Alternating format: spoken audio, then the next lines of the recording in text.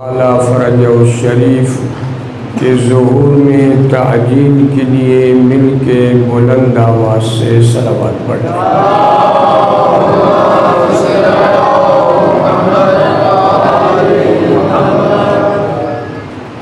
ماشاء اللہ لا حول ولا قوة الا باللہ العلی العظیم۔ أفوض أمري إلى الله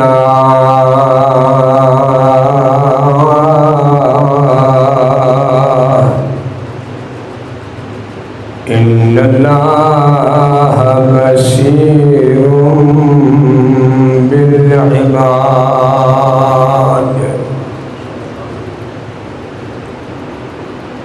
أعوذ بالله من الشيطان الرجيم۔ بسم الله الرحمن الرحيم۔ الحمد لله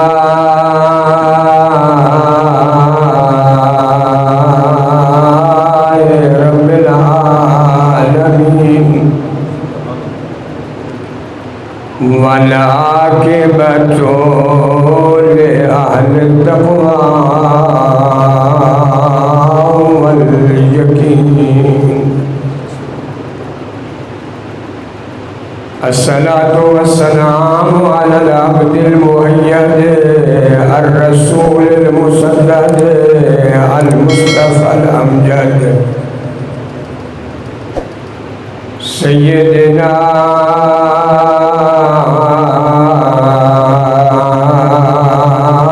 ونبينا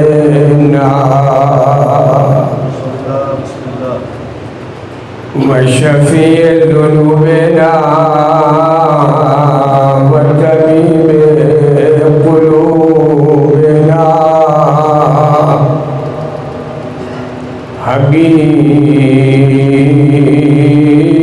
العالمين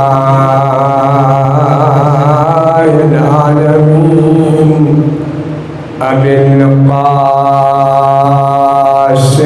محمد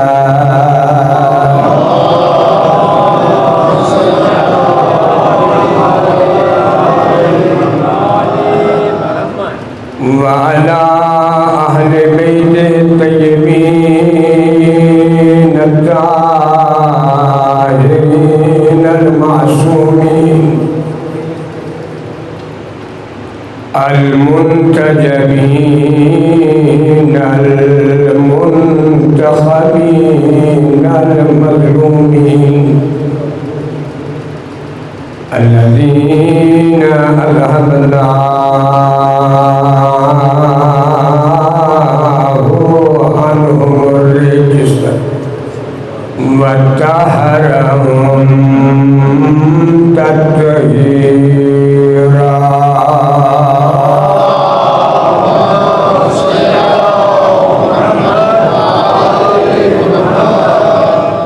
ولعنة الله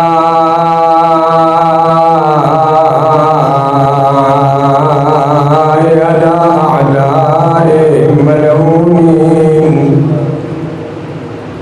من يوم عداوتهم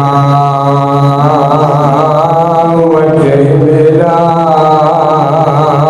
أبد الآبدين۔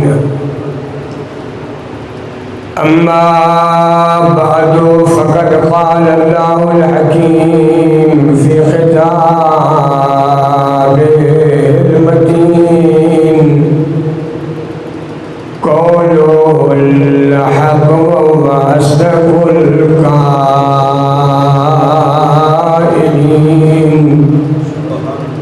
بسم الله الرحمن الرحيم۔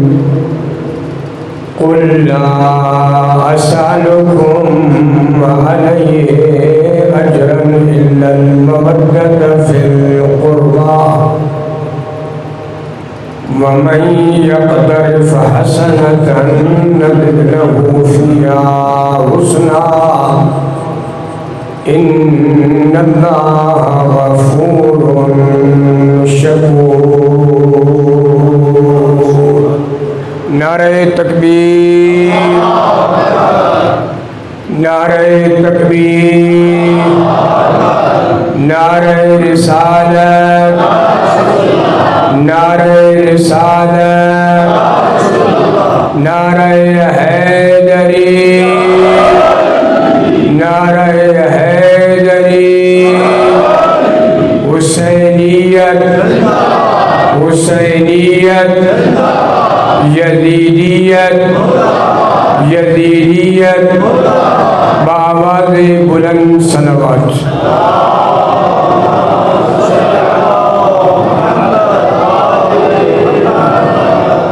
ابتدائی مجلس میں دعا ہے کہ اللہ ہماری اس عبادت کو اپنی بارگاہ میں قبول فرمائے. اور خداوند کریم جتنے بھی مومنین یہاں شریک ہوتے ہیں، جو ان کے دلوں میں حاجات ہیں، اللہ سب کو وہ حاجتیں عطا فرمائے. اور اللہ رب العزت سے دعا گو ہوں کہ جو مریض ہیں اللہ ان کو شفا یاب فرمائے. اور یہ بھی دعا ہے کہ اللہ رب العزت اس عزاداری کو ہمیشہ قائم رکھنے کی توفیق نصیب فرمائے. مل کے صلوات پڑھ لیں محمد و آل محمد.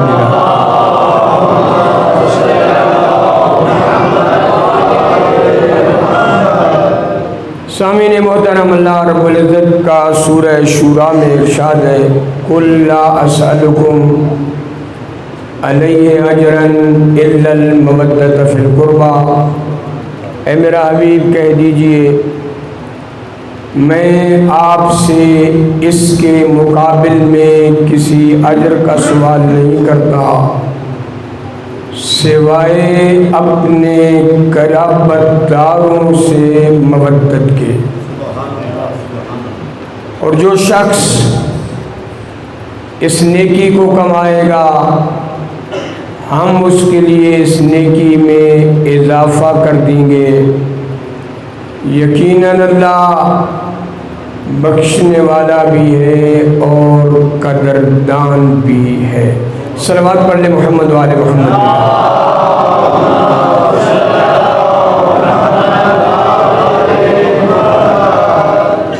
اس آیت کے حوالے سے گفتگو جاری تھی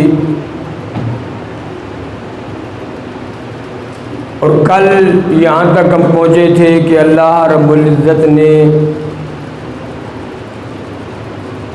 تمام انبیاء کی رسالتوں کے اجر کا اپنے قرآن میں ذکر فرمایا ہے. توجہ ہے، نوازے ہے کہ موضوع کو ربط دینے کے لیے یہ بیان ضروری ہوتا ہے. کوئی اگر نیا آدمی وارد ہوتا ہے تو اس کو موضوع سے آشنائی ہو جائے. اور آیت بھی جو ابتدا میں پڑھی جاتی ہے ترجمہ کیا جاتا ہے تو یہ خود ایک برکت کے لیے کہ ہماری محفل اور اس مجلس کا جو آغاز ہو وہ قرآن کریم سے ہو. اور اگر یہ آیات ہمارے عزیزوں کو یاد ہو جائیں، جو نوجوان بیٹھے ہیں تو کیا کہنا کہ وہ اٹھتے بیٹھتے جاتے ان آیات کی تلاوت کریں، ان کے ترجمے کو دہرائیں اور پھر ان پہ عمل کریں. تو یہ سب سے بڑی عبادت ہے. اس لیے ان مجالس کے اندر بعض اوقات ذہن میں آتا ہے کہ ہر روز اس آیت کو پڑھنا، اس کا ترجمہ کرنا یا اس کے بارے میں ابتدائی بیان جو ہے وہ ربط کے لیے، تو کچھ لوگوں کے ذہن میں ہوتا ہے کہ یہ کیوں دہرایا جاتا ہے.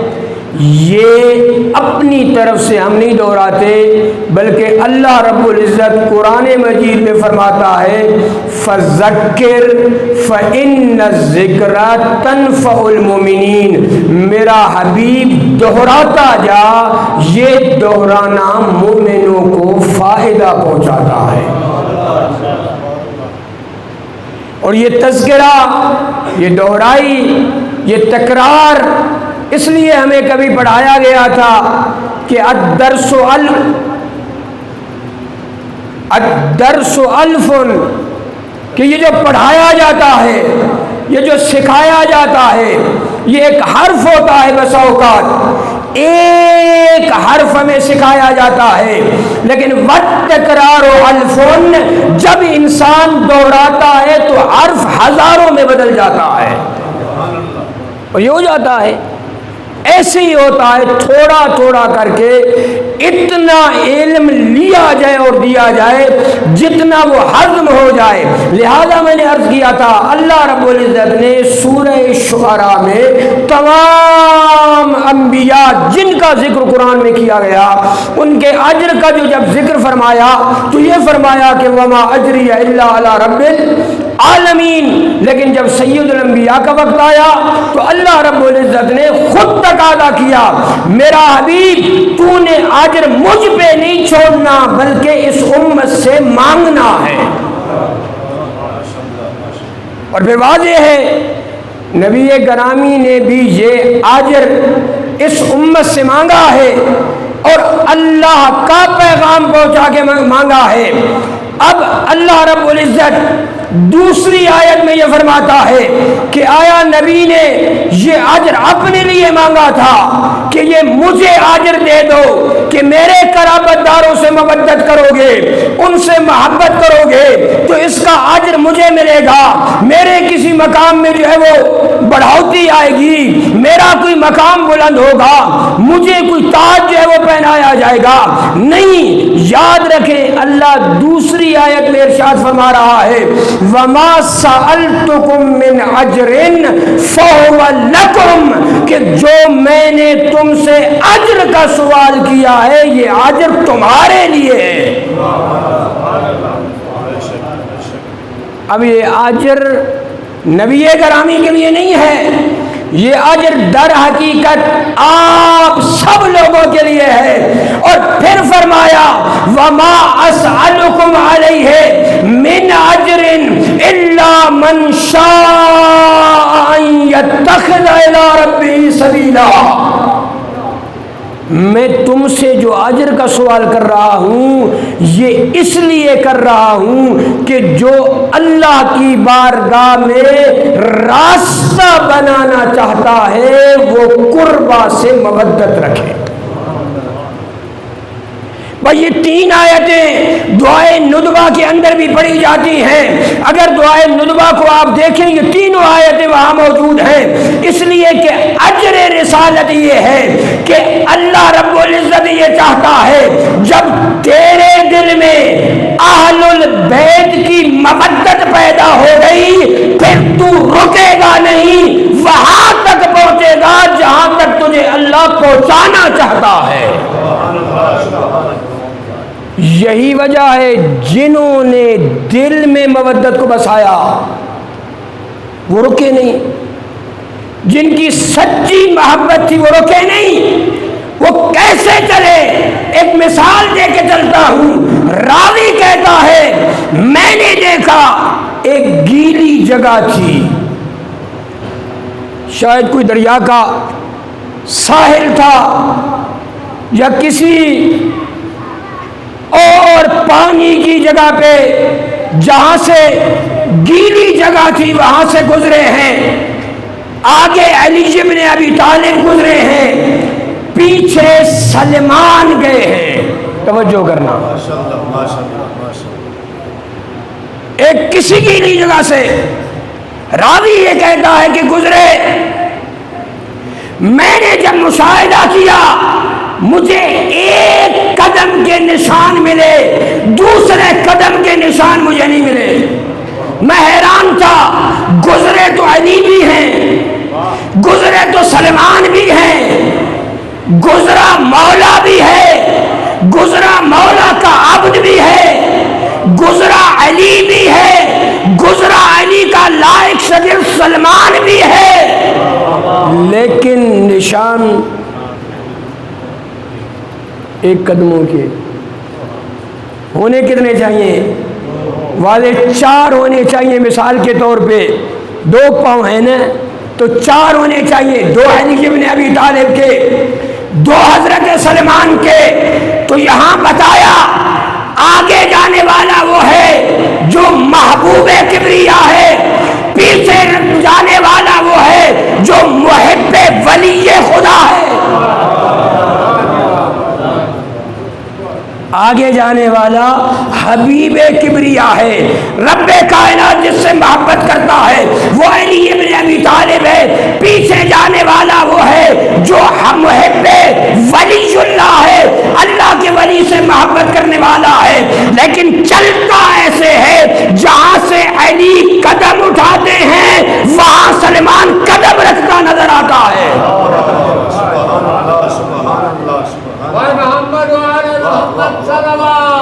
اللہ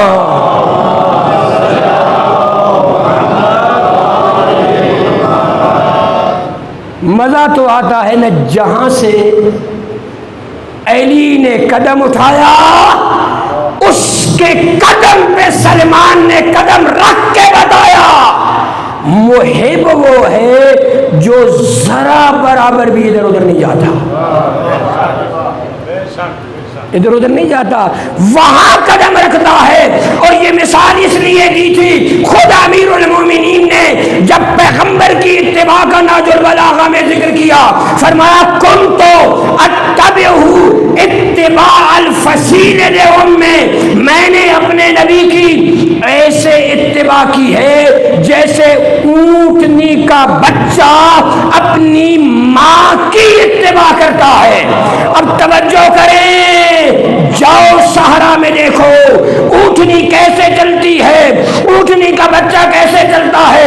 میرے مولا نے نہج البلاغہ میں مثال دے کے بتایا، اونٹنی جہاں سے قدم اٹھاتی ہے بچہ وہاں قدم رکھتا ہے۔ امیر المومنین فرماتے ہیں میرا مولا رسول جہاں سے قدم اٹھاتا تھا وہاں علی کا قدم آتا تھا۔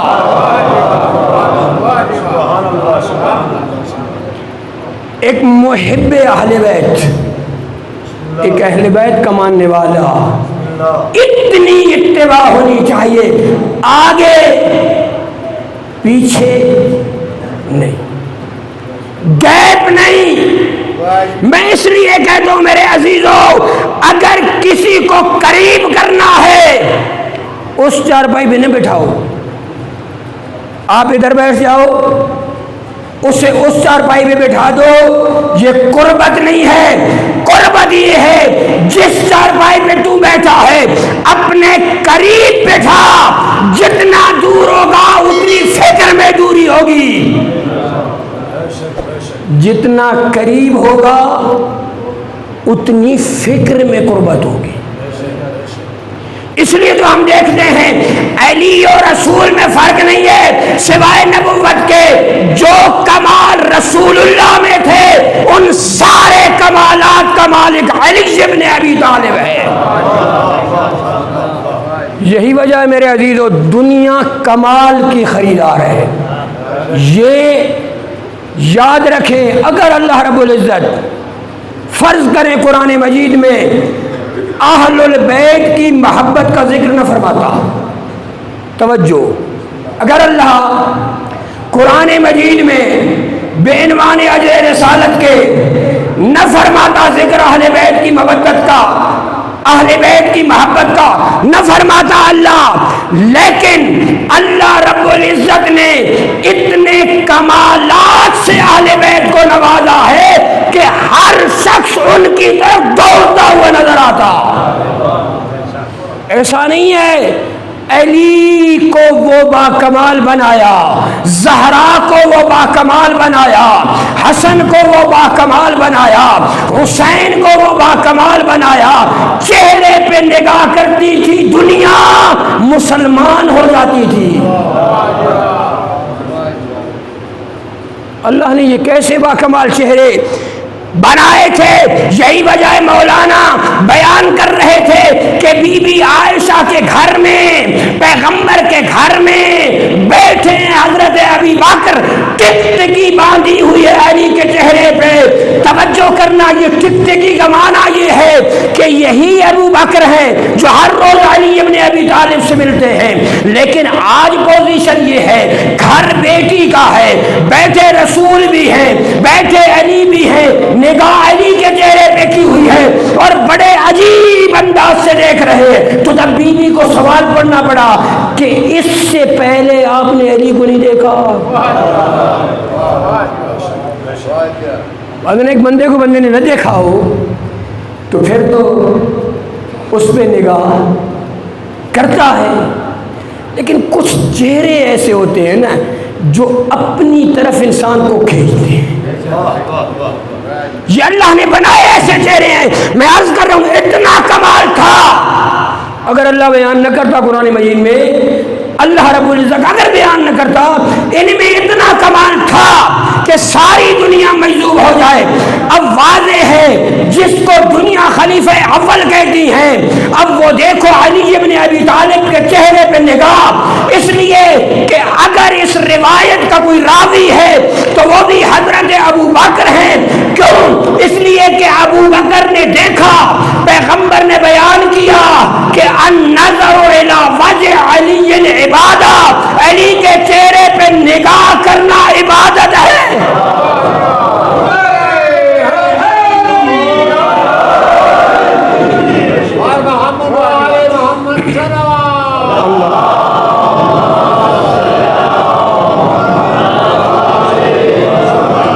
اور مزے کی بات یہ ہے اس حدیث پہ سب سے پہلے عمل کرنے والا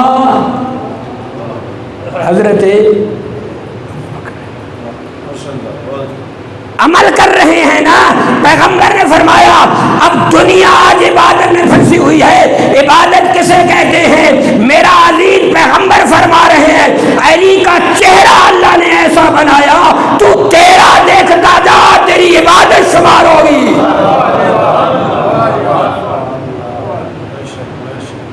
اب اس چہرے میں اللہ نے کیا رکھا تھا؟ سبحان اللہ، سبحان اللہ. کیا جلال تھا، کیا جمال تھا کہ وجہ اللہ بن گیا. وجہ اللہ کیوں بنا؟ اس لیے کہ وجہ کہتے ہیں سامنے کو، وجہ کہتے ہیں مقام کو، یا وجیہن عند اللہ. اس لیے کہ علی کا مقام اللہ کے نزدیک اتنا بلند تھا کہ علی کے چہرے پہ نگاہ بھی عبادت شمار فرما دی. اتنی عظمت. اب دو باتیں کروں گا آج کے اس موضوع میں. محبت اہل بیت بہت بڑی قیمتی چیز ہے اور ہمیں تھوڑی مفت مل گئی ہے.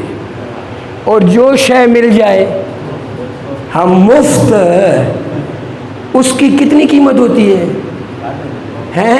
یہ بازار میں تقسیم ہو رہی ہو روٹی، بندہ لے لے تھوڑی سی کھائے گا، باقی زمین کے حوالے کرے گا.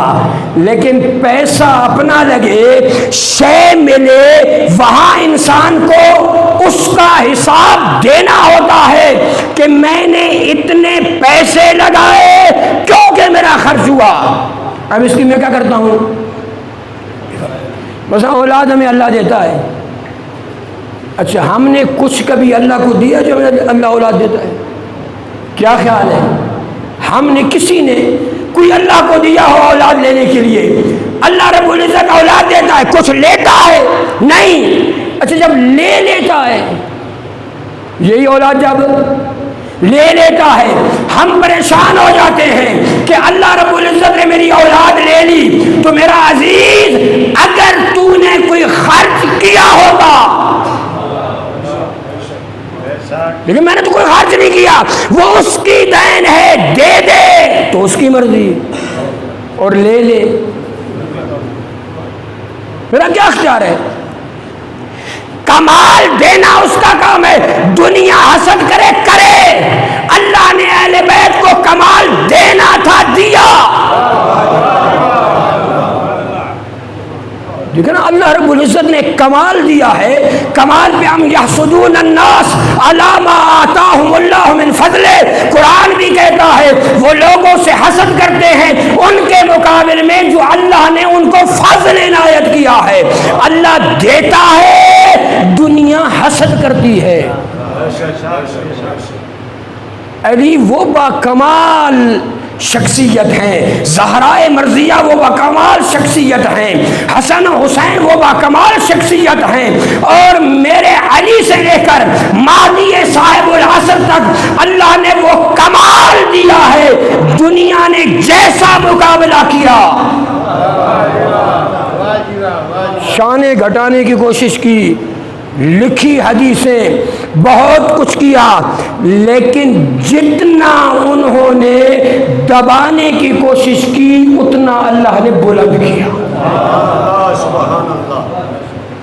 آج آپ دیکھیں نام ہے ان کے، آج دنیا ان کا نام لیتی ہے، کیوں؟ اس لیے اللہ نے کمال دیا تھا۔ جو کمال ہے، سورج چڑھتا ہے روشنی دیتا ہے، یہ سورج کا کمال ہے، چاند نکلتا ہے روشنی دیتا ہے، یہ اس کا کمال ہے، پانی جب آتا ہے تو یہ پانی اپنا اثر دکھاتا ہے، چاہے ٹھنڈک ہو تو چاہے سردیوں کے موسم میں چشمے کا گرم پانی ہو، یہ اپنا اثر دکھاتا ہے، ہر چیز اپنی اثر دکھاتی ہے۔ علی ابن ابی طالب بھی اثر دکھاتے ہیں، لہذا روایتیں یہ کہتی ہیں ایک مرتبہ نبی کریم گھر میں بیٹھے ہیں، نبی کریم جو گھر میں بیٹھے ہیں، ساتھ صحابہ بیٹھے ہیں، یا اچانک میرے مولا علی گھر میں وارد ہوتے ہیں۔ جب علی ابن ابی طالب گھر میں وارد ہوتے ہیں، کیا رسول علی ابن ابی طالب کا مقام بیان کرنا چاہتے ہیں، فرماتے ہیں اے ابا ذر اتعرف هذا الرجل الوارد علینا، اس بندے کو جانتا ہے جو ہم پہ وارد ہو رہا ہے۔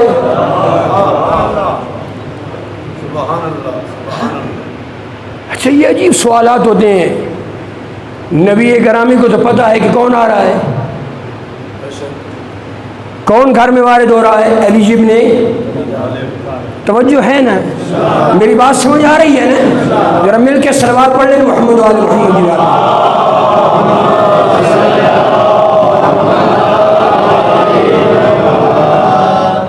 اب امیر المومنین داخل ہو رہے ہیں، پیغمبر رجل کہہ رہے ہیں، یہ مرد جو ہمارے درمیان میں آ رہا ہے یہ کون ہے؟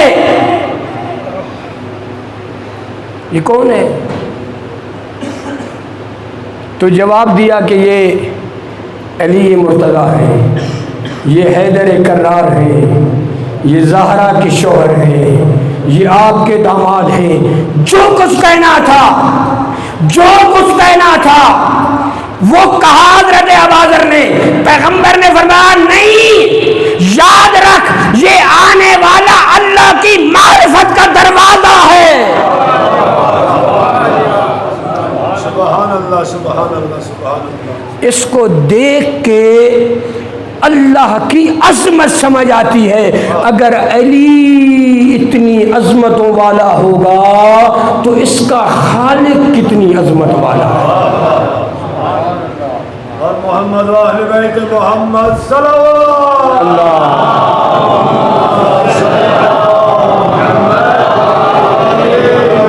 اسی کمال کو سمجھانا چاہتا ہوں ایک مثال میں، یہی وہ کمال تھا کہ جو علی ابن ابی طالب میں نظر آتا ہے، زہرا مرضیہ میں نظر آتا ہے، اس کمال کی بنیاد میں اللہ نے وہاں پہنچایا کہ کبھی شام سے مراد شام کا شہر ہے، بیٹھے ہیں تین حضرات، امیر شام عمرو بن عاص، یزید ابن معاویہ علیہ ما علیہ، تینوں بیٹھے۔ مرحوم محدث جزائری نے انوار النعمانیہ کے اندر اس کو کوٹ کیا. وہ کہتے ہیں کہ ایک مرتبہ ایک بھونا ہوا پرندہ کوئی لے کے آیا، بٹیر تھا یا کوئی شے بھی تھی، لیکن بھونا ہوا بڑا خوشبو والا بڑی لذت والا پرندہ تھا جو بھونا ہوا ان کے سامنے لے کے آیا. اب والے تینوں ہیں کھانے کے بڑے لائق ہیں، کھانے کے تو بڑے لائق ہیں.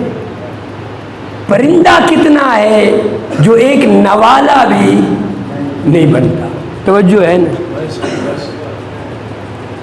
اچھا اب ایک نوالا پرندہ ہے، تین بڑے بڑے کھانے کے ماہر. اب واضح ہے اگر اس کو ٹکڑے ٹکڑے کرتے ہیں تو پھر کخ بھی کسی کے حصے میں نہیں آئے گا. لہذا ایک پروگرام بن گیا. محدث جزائری نے میں نے عرض کیا مرحوم نعمت اللہ جزائری علی اللہ مقامہ، بڑا عظیم انسان ہے، بہت کچھ اس نے تاریخ میں لکھا. ہمارے جتنے بزرگ مجالس پڑھتے تھے اسی انوار النعمانیہ سے پڑھتے ہیں، اور آج تک دنیا اس سے مجالس پڑھ رہی ہے اور وہاں سے نکات لے رہی ہے. اس کتاب کے اندر وہ لکھتے ہیں کہ اب انہوں نے کہا کوئی سلیقہ، کوئی طریقہ، کوئی روش ایسی ہونی چاہیے کہ پرندہ ایک بندہ کھائے دوسرے دو.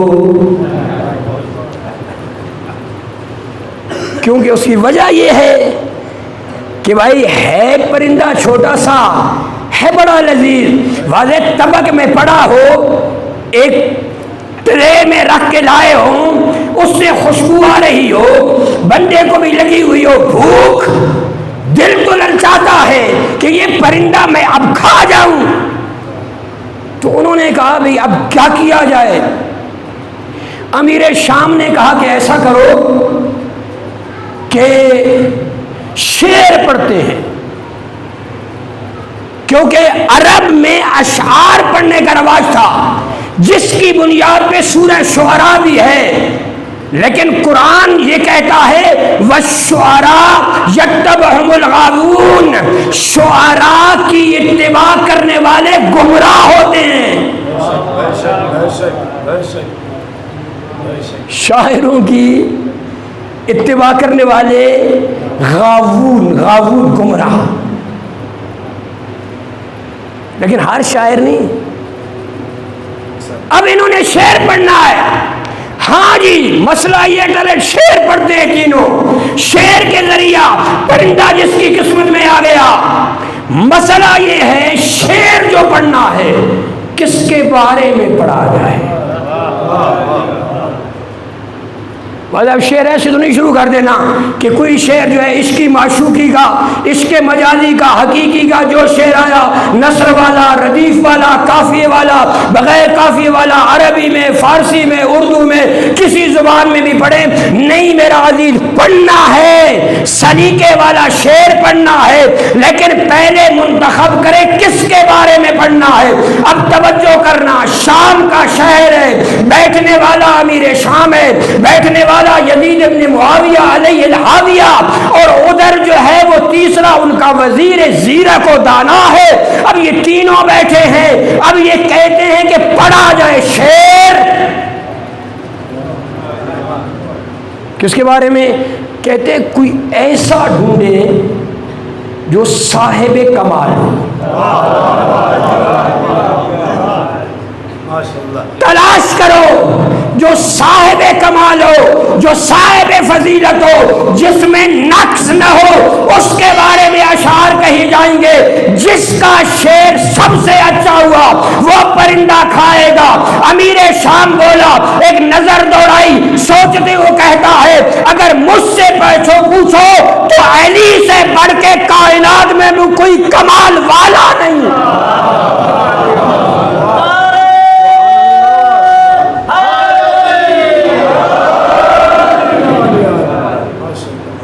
مزہ تب آتا ہے میرا عزیز جب دشمن تعریف کرے. میں اپنی بیٹھ کے تعریفوں کا پل باندھوں کہ میں تو کلندر ہوں، تو بوزر ہوں تو فلاں ہوں تو فلاں کا بیٹا ہوں تو فلاں شہر کا ہوں تو نہیں میرا عزیز، نہیں جچتی تعریف اپنے منہ سے۔ تعریف کا مزہ تب آتا ہے جو چوٹی والا دشمن، شاہ صاحب چوٹی والا دشمن شعر پڑھے نا، مزہ آ جائے کہ ہاں اندر کیا ہے اور اس کے باہر جو ہے وہ کیا ہے، اس میں مزہ آ جائے۔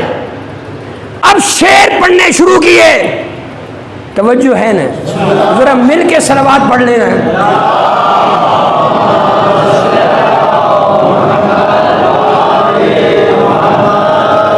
اب اشعار پڑھنے شروع کیے، چھوٹا یزید ہے، اس سے بڑا بڑا یزید ہے، اور اس سے بڑا نعرہ کے تمام دشمنوں پہ لانا۔ اب اس نے شعر پڑھا، کہتا وَمَلِيحَةٍ شَهَدَتْ بِهَا ذَرَّاؤُهَا وَالْفَضْلُ مَا شَهَدَتْ بِهِ الذَّرَّاءُ۔ اس نے یزید نے علی ابن ابی طالب اور معاویہ کو سوکن بنا کے پیش کیا کہ یہ دونوں ایک دوسرے کی سوکن سمجھتے ہیں نا جی، ایک بیوی سے بندہ دوسری لے آئے نا تو یہ کیا ہو جاتی ہیں، خدا نہ کرے ہیں، خدا نہ کرے ایسا ہو، لیکن ہو جاتا ہے۔ اب توجہ کرنا، اشعار ہے، واضح شاعر کا تخیل ہے۔ یزید نے کہا وَمَلِيحَةٍ قَدْ شَهَدَتْ بِهَا ذَرَّاؤُهَا وَالْفَضْلُ مَا شَهَدَتْ بِهِ الذَّرَّاءُ۔ عجیب تعریف ہے کہ آج ایک سوکن کبھی دوسری سوکن کی تعریف نہیں کرتی، لیکن آج علی کی سوکن امیر معاویہ علی کی تعریف کے لیے تل گیا ہے۔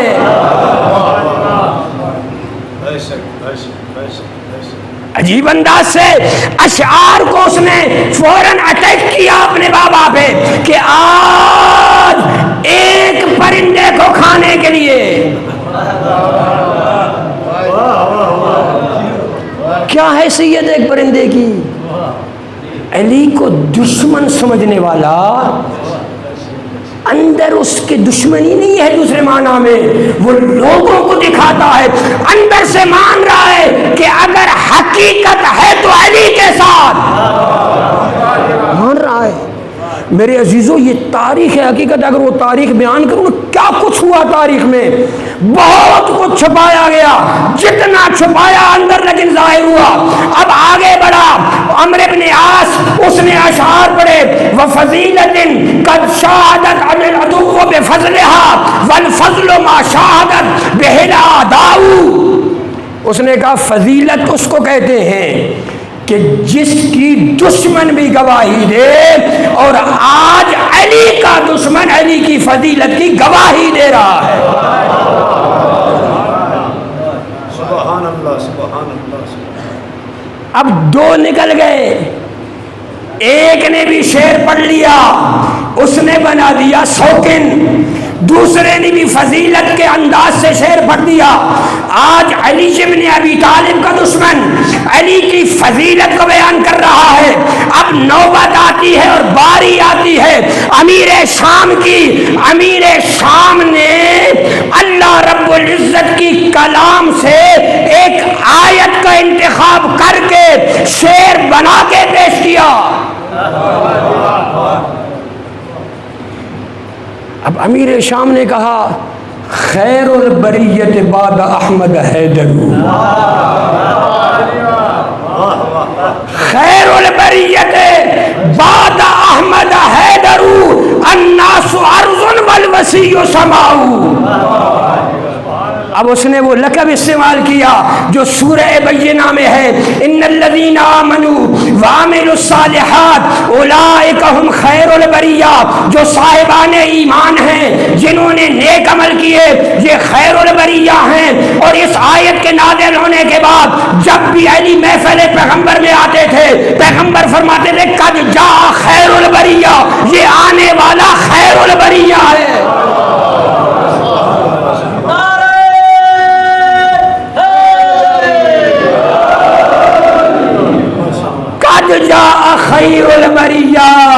مشہور ہو گیا تھا، اس لیے تو مرحوم مہر نے جب اشعار کہے تھے تو اس نے یہ کہا تھا خیر البریہ، اس نے کہا تھا ہا علی بشر کیف بشر ربہ فیہ تجلی و ظہر، اس نے کہا تھا علی ہے بشر لیکن کیسا بشر جو مظہر صفات پروردگار ہے۔ سبحان اللہ۔ اب واضح امیر شام نے یہ جملے کہے خیر البریت بعد احمد حیدر، احمد کے بعد اگر اس کائنات میں سب سے زیادہ نیک انسان ہے تو وہ حیدر ہے۔ اور پھر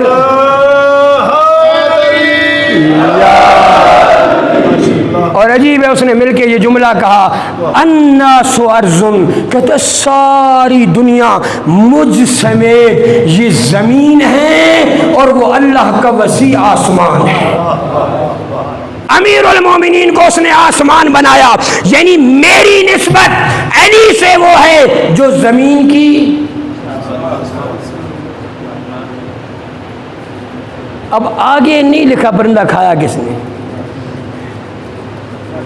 یہاں تک انہوں نے لکھا ہے واضح کہ اتنا بڑا شعر تھا امیر شام کا کہ پرندہ اس کا حق بنتا تھا، لیکن مرحوم محدث جزائری نے واضح یہاں تک لکھا، میں توجہ دلانا چاہتا ہوں میرا عزیز، فضیلت وہ ہے جس کا دشمن بھی اعتراف کرے۔ میں اس لیے عرض کر رہا تھا اللہ نے اہل بیت کو وہ کمال عنایت کیا ہے، اگر قرآن میں اجر رسالت کے طور پہ مودت فی القربہ کو نبی مانگتا، ان میں اتنا کمال تھا سارے محب ہو جاتے۔ ان کو اللہ نے اتنا کمال دیا تھا، جتنا بڑا کمال تھا اتنا ان کو ستایا گیا۔ آج جاؤ شام ہو یا عراق، ایران ہو یا لبنان، فلسطین کی زمینوں میں ہر جگہ سادات کی قبریں نظر آتی۔ کتنا ستایا گیا، کتنا ستایا گیا، واضح اتنا ستایا گیا کہ خود ائمہ نے ان مجالس کے اہتمام کے بارے میں کہا۔ امام باقر نے وصیت کی تھی کہ مینا میں میرے جد امجد کی مجلس منعقد کی جائے، جہاں قربانی ہوتی ہے۔ اور میرے مولا امام صادق نے فرمایا میں یہ چاہتا ہوں ہر 15 قدم پہ مجلس ہو۔ کیوں اہمیت دی؟ اس لیے کہ اتنا ستایا گیا۔ میں سوچتا ہوں بڑوں پہ ظلم ہوتے ہیں لیکن 7 اور 8 سال کے بچے پہ ظلم نہیں کیا جاتا۔ کوئی انسان 7 سال کا بچہ ہو اس پہ ظلم نہیں کرے گا، 8 سال کے بچے پہ ظلم نہیں کرے گا، لیکن یہ ایسے درندے تھے جنہوں نے ان بچوں کی بھی گردنیں اڑا دی۔ اے عزادارو آپ پہنچ گئے ہوں گے جس طرح میں آپ کو لے جانا چاہتا ہوں۔ اللہ رب العزت نے ان کو اتنا باکمال بنایا ہے، جن کی جانیں بھی گئی ہیں تو اسلام کے لیے۔ تاریخ مقاتل نے یہ لکھا ہے۔ اور آپ جب کربلا جاتے ہیں نا، تو جب نجف سے کربلا جاتے ہیں تو 15 کلومیٹر پہ مسیب آتا ہے، اور مسیب میں 2 چھوٹی چھوٹی قبریں ہیں، ایک کا نام محمد ہے، دوسرے کا نام ابراہیم۔ جب انسان قبروں پہ جاتا ہے، واضح آپ بھی گئے، جو بھی زیارت پہ گئے ہیں، انسان کو احساس ہوتا ہے کہ کتنے درندے تھے جنہوں نے ان کو قتل کیا ہے، اور کتنے وہ معصوم بچے تھے رقیہ کے کہ جو خیموں سے نکلے کوفہ میں آئے۔ تاریخ کی جو صحیح روایت ہے وہ یہ ہے بابا کے ساتھ نہیں تھے، 1 سال بعد حضرت مسلم کے ان کو شہید کیا گیا۔ یہ بچے مرحوم صدوق کی روایت کے مطابق یہ کربلا سے گئے ہیں، اور پہنچے ہیں کوفہ میں، اور کوفہ کے حالات کو انہوں نے دیکھا۔ واضح یہ بچے کوفہ کی گلیوں میں چکر لگا رہے ہیں، ان کو پتہ تو نہیں تھا کہ ہم نے کہاں جانا ہے اور کہاں رہنا ہے، اور ادھر سے دشمن اس کو تلاش کرنے کے لیے تھا۔ تو یہ بچے دوڑتے دوڑتے آخر رات آ گئی، تھک ہار کے ایک درخت کے اوپر جو ہے وہ چڑھ گئے۔ درخت کے اوپر انہوں نے پناہ لی کہ شاید ہم جب اوپر جائیں گے تو ہم بچ جائیں گے، لیکن وہ وقت آیا کہ اس حارث کی بانی وہ پانی بھرنے کے لیے آئے۔ روایات کے مطابق اس نے پانی میں 2 خوبصورت تصویریں دیکھی۔ عزادارو، اہل بیت کے بچے بڑے خوبصورت تھے۔ مجھے واقعاً احساس ہوتا ہے جل جاتے وہ ہاتھ جو ان بچوں کی طرف بڑھے ہیں، اتنی خوبصورت کہ جب اس نے دیکھا کہ یہ بچے ہیں، واضح اس نے پانی سے جب عکس دیکھا تو متوجہ ہوئی اور کہتی ہے کس کی گود اجاڑ کے یہاں آئے ہو، بتاؤ کون ہو؟ واضح بچے سہمے ہوئے تھے، دوڑ کے گئے تھے، کتنے دوڑے تھے نہ معلوم کتنے دوڑے ہوں گے، ساری رات دوڑتے رہے، اور صبح کے ٹائم پہ جا کے کہ اب سورج طلوع ہو جائے گا اور ہمیں کوئی پکڑ لے گا، پناہ لی تھی۔ ان بچوں کو جب اس پر دیکھا تو پوچھا، انہوں نے واضح ہے بتا دیا بچوں نے۔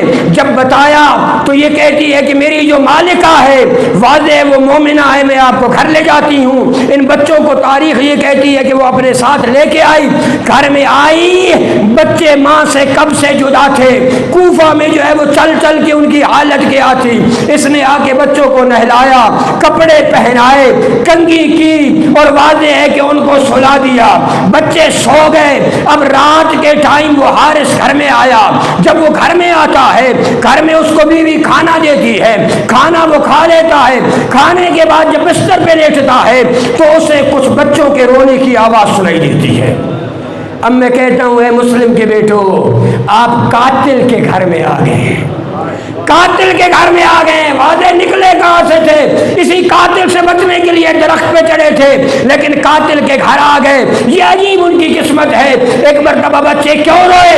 اس لیے کہ چھوٹے بھائی نے بڑے بھائی کو کہا کہ میں نے خواب میں اپنے بابا کو دیکھا ہے، میرا بابا کہہ رہا ہو میرے بیٹو تمہارا غم ختم ہونے والا ہے، میرے بیٹو وقت تمام ہے، آپ نے میرے پاس آ جانا ہے۔ جب بچوں نے یہ واضح ہے کہ اپنے بابا کو خواب میں دیکھا تو یہ خواب میں سنا تو بچے روئے اور آواز گئی وہاں۔ وہ کمینہ ہاتھ میں لالٹین لے کے آیا ہے وہاں جہاں یہ بچے لیٹے ہوئے تھے۔ اب میں نہ پڑھتا اگر تاریخ بیان نہ کرتی۔ اس ظالم نے کیا کیا؟ بچوں کے بالوں میں ہاتھ ڈالے۔ اے آزادارو، بالوں میں ہاتھ ڈالے، خدا نہ کرے کسی کے بچے کے بالوں میں کوئی کسی کے سامنے ہاتھ ڈالے، وہ کیسے برداشت کرے گا؟ لیکن آج رقیہ کے بچوں کا یہ ظالم بالوں میں ہاتھ ڈال رہا ہے اور ایک تماچا مارا۔ اب بچے کی آواز واضح ہے، یہ قدرتی بات ہے، جب اسے تکلیف پہنچے ماں کو بلاتا ہے، وہ میری اماں، ظالم تماچے مار رہا ہے۔ اب آزادارو، اس کمینے نے دونوں بچوں کو پکڑا اور ایک ستون کے ساتھ باندھ دیا، خود جا کے سو گیا۔ میں کہتا ہوں کمینہ، تیرے دل میں اولاد کی محبت نہ تھی، خود تو سو گیا۔ اے مسلم کے بیٹے ستون سے بندھے رہے، ساری رات گزری، صبح کا ٹائم آیا، اس جلاد نے تلوار اٹھائی، ان بچوں کو لیا، اپنے غلام کو بھی ساتھ لیا، اپنے بیٹے کو بھی ساتھ لیا، آیا نہر فرات کے کنارے پہ آ کے ان بچوں کو ذبح کرنا چاہتا ہے۔ پہلے کہا اپنے غلام کو ان کو قتل کرو، ان کے سر جدا کرو۔ غلام نے جب یہ واضح دیکھا تو بچے بولے تیری شکل تو ہمارے چچا بلال سے ملتی ہے، جب انہوں نے بلال کا تذکرہ کیا وہ رک گیا، اس نے دریا میں چھلانگ لگا دی۔ پھر بیٹے کو کہا، جب بیٹے کو کہا تو کہا کہ تو ہمارے ہم شکل پیغمبر علی اکبر جیسا جوان ہے، اس نے بھی چھوڑ دیا۔ اب واضح ہے اتنا کمینہ تھا، کبھی دنیا انعام کی لالچ میں اس سادات کو ذبح کرنے کے لیے تیار ہو جاتی ہے، اتنا کمینہ تھا۔ آخر نہ رکا، اس نے تلوار اٹھائی، بچوں کے قریب تھا، سہمے ہوئے بچے، تاریخ مقاتل لکھا 3 سوال کیے۔ پہلا سوال ارحم علی صغر سننا، حارث کو یہ کہا حارث ہمارا پہلا سوال یہ ہے، اے کمینہ اپنی تلوار بھی دیکھ، ہمیں بھی دیکھ، اپنی تلوار بھی دیکھ، ہمارے سن کو بھی دیکھ، اپنی تلوار دیکھ، ہماری عمر دیکھ، ہمیں قتل نہ کر، ہمارے چھوٹے سن پہ رحم فرما، رحم کر ہمارے سن پہ۔ اب عزیزو یہ پہلا جملہ، دوسرا جملہ اگر رحم نہیں کرتا تجھے انعام کی ضرورت ہے، ہمیں بازار لے جا، بازار میں ہمیں بیچ دے، تجھے انعام مل جائے گا۔ اے عزادارو رو، یہ گناہ کا کفارہ ہے، اور رو مسلم کے بچوں کو اور رقیہ کے بچوں کو، اجڑ گئی رقیہ، اجڑ گیا مسلم، مارا گیا تھا مسلم، آج وہ بچے ہیں، واضح باپ بھی نہیں ہے، ماں بھی دور ہے۔ عزادارو دوسرا سوال، بازار میں لے جا، فروخت کر دے، تجھے پیسے ملے، انعام لے لے، پھر وہ بھی نہیں کیا۔ اب توجہ کرنا میرے عزیزوں، میرے جوانوں، میرے بچوں، نماز قضا نہ کیا کرو۔ اب چھوٹے بچے ہیں، آل محمد کی تربیت یہ ہے، اگر تو بازار بھی نہیں لے جاتا، اگر تو ہم پہ رحم بھی نہیں کرتا، پھر 2 رکعت نماز ادا کرنے، 2 رکعت نماز ادا کرنے دے، 2 رکعت کا تقاضا ہے۔ نہ معلوم صبح کی نماز تھی یا کون سی نماز تھی، شکر کی نماز تھی، لیکن نماز پڑھنے کے لیے تیار ہو گئے، اس لیے کہ آل محمد کے بچے ہیں۔ کل حسین نے کربلا میں رات مہلت کے طور پہ مانگی تھی عبادت کے لیے، اب فرات کے کنارے 7-8 سال کے بچے مانگ رہے ہیں اجازت 2 رکعت نماز ادا کرنے۔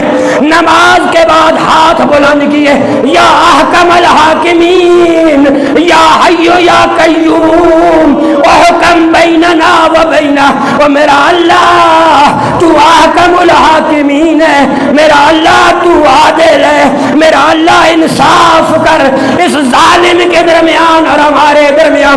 نماز تمام ہوئی، جلاد نے تلوار اٹھائی، آیا ایک حملہ کیا، ایک بھائی کی گردن کٹی، گردن پہ تلوار لگی، گردن جدا ہو گئی، دوسرے بھائی نے بھائی پہ گرایا، لاش سے لپٹ گیا، او میرا بھیا تو مارا گیا، میں تنہا رہ گیا۔ اب عزادارو اس کمینے نے سر رکھا، اب تلوار کا وار کیا، دوسرے بچے کا بھی سر جدا ہوا، لاشیں فرات کے حوالے، اور عجیب ہے یہ لاشیں آپس میں مل گئی، پانی میں لاشیں آپس میں مل گئی۔ اب دونوں بچے جا رہے، عزادارو اس نے سر اٹھائے، سر اٹھا کے لایا، جب حارث لے آیا عبید اللہ ابن زیاد کے پاس، جتنا سنگ دل تھا بچوں کے اس نے دیکھے، سر چہروں پہ داغ دیکھے، 3 مرتبہ اٹھا، 3 مرتبہ بیٹھا، کہتا ظالم تو ان پہ ظلم کرتا رہا، ظالم تو تماچے مارتا رہا، ظالم ہے تجھے شرم نہیں آئی۔ اب کہا کون ہے جو ان کو لے جائے، اس کی وہاں گردن گردن کاٹ دے، جہاں اس نے گردنیں کاٹی ہیں میں کہوں گا لاکھ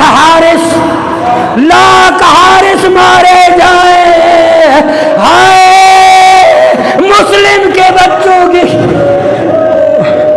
الا لعنت اللہ علی القوم الظالمین وسیعلم الذین ظلموا ای منقلب ینقلبون. ماتم